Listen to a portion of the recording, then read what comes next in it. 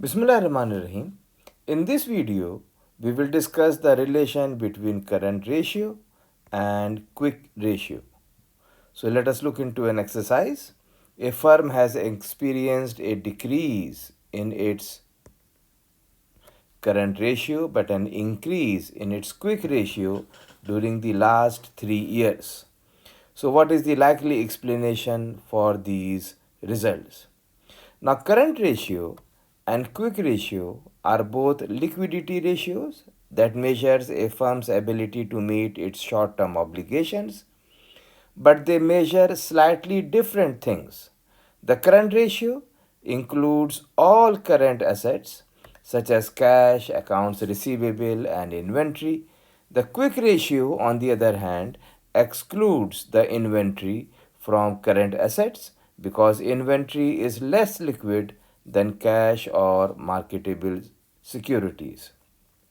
Sorry, cash or receivables and not marketable securities. Now, uh, in this case, the firm's current ratio has decreased, but its quick ratio has increased over the last 3 years. So, this suggests that while the firm's overall liquidity has decreased, its ability to meet short term obligations with more liquid assets has improved. The most likely explanation is that the firm's inventory has decreased significantly while other more liquid assets like cash or accounts receivable has remained stable or increased more dramatically.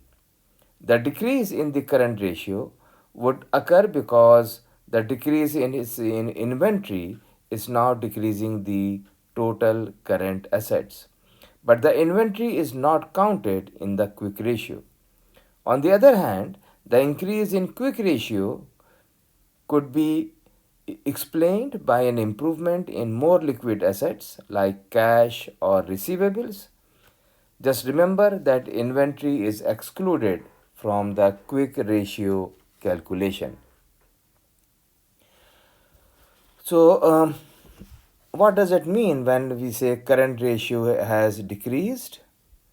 This implies that the inventory level has decreased significantly, and I have taken a hypothetical example, and as you can see, the inventory has decreased significantly for the year number 3, while other liquid assets like accounts receivable is stable, but then you can see that the cash has increased at the same time.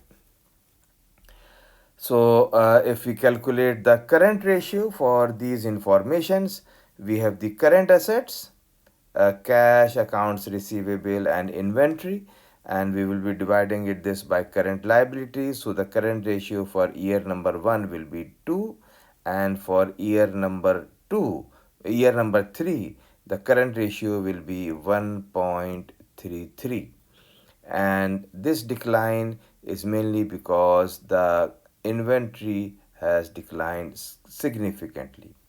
Coming to the quick ratio, for the quick ratio, we are not going to consider the inventory. We will simply take cash and accounts receivable, and we will divide this by the current liabilities. So quick ratio in the for year number 1 is going to be 1, while for the year number 3 the quick ratio will be 70 divided by 60, that is equal to 1.17.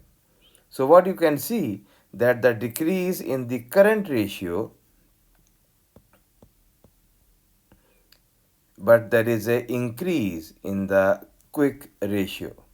And what this suggests that the firm has reduced its inventory, which that lowers the current ratio, but increases more liquid assets, like in this case they have increased, there is an increase in cash, otherwise it can be even receivables, which improves the quick ratio.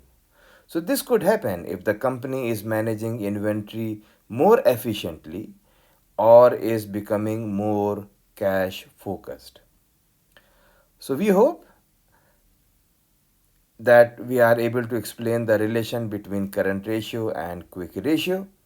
And this completes the video on relation between current ratio and quick ratio. And if you found value in this video, then please like, subscribe and share my channel and hit the notification button to alert you for the latest video. Remember, effective questioning brings insight, which fuels curiosity, which cultivates wisdom. If you have any question or any suggestion regarding this session, then please put them in the comment box below or by email, and inshallah I will reply you back. For all of your questions, comments and suggestions, please put them in the comment section below or by or for webinar or guest speaker invites, please send me a message at accountingamir@gmail.com.